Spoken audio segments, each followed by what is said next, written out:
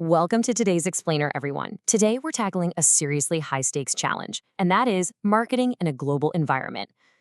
Taking a brand from a hometown favorite to a massive worldwide powerhouse, it's not just about, say, translating your ads into a different language. It takes absolute strategic mastery.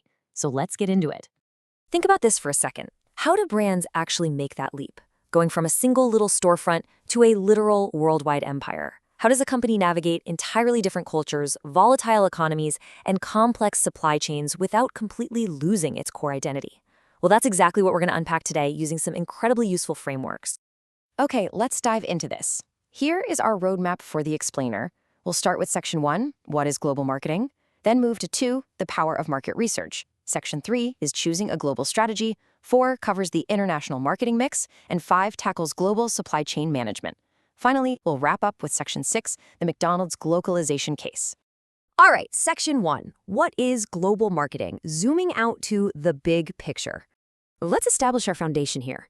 Global marketing refers to the process of planning, producing, placing, and promoting products or services in a worldwide market.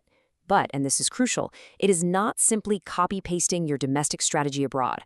Doing this effectively fundamentally requires a deep understanding of diverse cultural, economic, and regulatory environments to actually reach those international customers.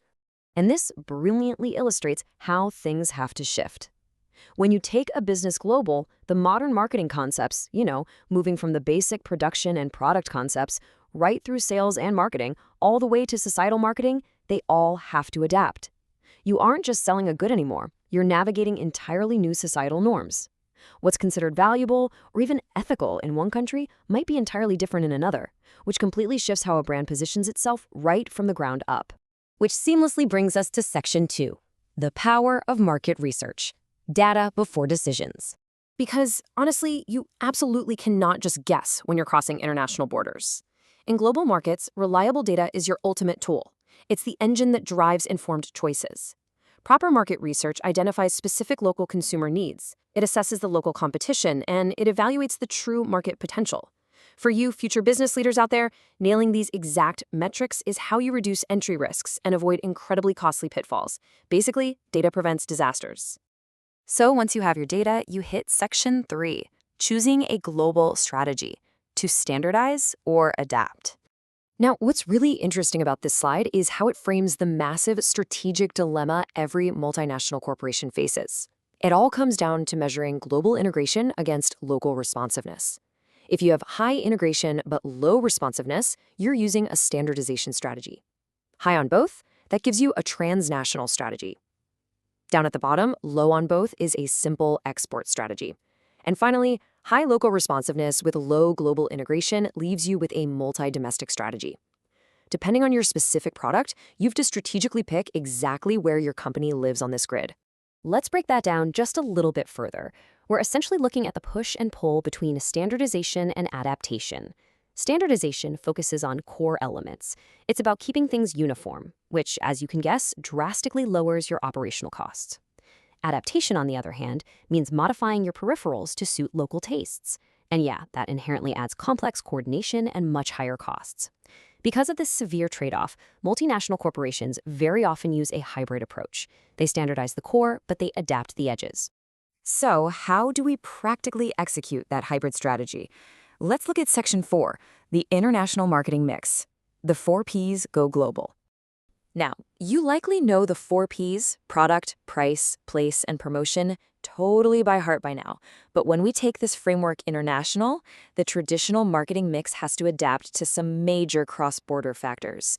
We're talking about navigating unique tariffs, bridging vast cultural differences, and dealing with daily exchange rates. Suddenly, those simple 4 Ps turn into a multi-dimensional chess game that you literally have to master to enhance your overall competitiveness in diverse markets. Let's look at some really tangible examples of adapting this mix. A product might be highly standardized, like a smartphone. The internal tech is pretty much exactly the same whether you buy it in Toronto or Tokyo. But other products need serious adaptation, like modifying food flavors for local palates.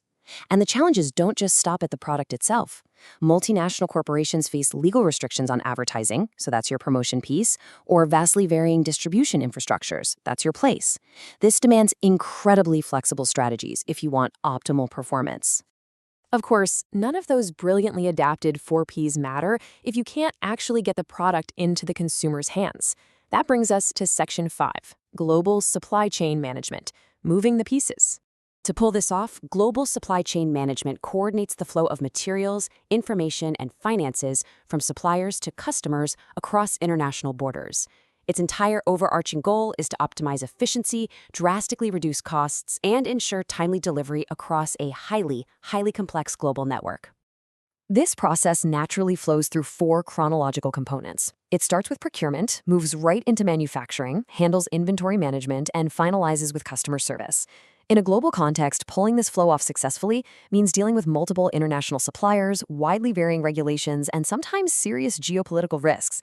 But listen, if you do it right, effective management provides a massive competitive advantage through cost savings, improved quality, and super fast responses to market changes. Okay, let's move to and see how all this builds into our final section, putting all this macro theory into action. Section 6, the McDonald's globalization case. So here's the ultimate so what of this entire explainer. How does a global giant actually conquer local markets? I mean, how does a brand that is known worldwide for rigid consistency manage to feel like a hometown favorite everywhere it opens its doors? Well, the answer comes down to one essential concept: globalization. It's the perfect portmanteau. Like the quote says, this globalization strategy is essential for navigating cultural preferences, regulatory environments, and economic conditions. McDonald's has absolutely mastered the art of balancing global efficiency with hyperlocal relevance.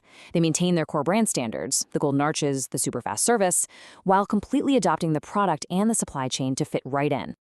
Our source examines this incredible scale of adaptation across 5 highly diverse markets: Canada, Russia prior to their 2022 exit, the Netherlands, Poland, and India. Now, each of these markets presents incredibly unique cultural and regulatory environments. Take, for example, offering them a kalu tikki in India to respect local dietary customs, or tweaking localized supply chains to fit the Netherlands. McDonald's succeeds by leaning heavily on local partnerships, targeted innovation, and sustainability efforts to adjust locally, with ever losing that core standardized brand identity we discussed earlier. So the crucial point I want you to take away from all this is that when you combine a brilliantly adapted international marketing mix with a highly efficient global supply chain management system, you don't just get a temporary spike in sales. You create sustainable, deeply resilient global operations. And that is exactly what drives real, long-term growth worldwide, even in incredibly volatile and shifting markets. I want to leave you all with a challenge as you think about your future careers in international business. If you were launching your very own global brand tomorrow, what is the one local adaptation you would absolutely refuse to make? Think deeply about where you personally draw the line between global standardization and local responsiveness. Thanks so much for watching The Explainer, and keep studying the systems that connect our world.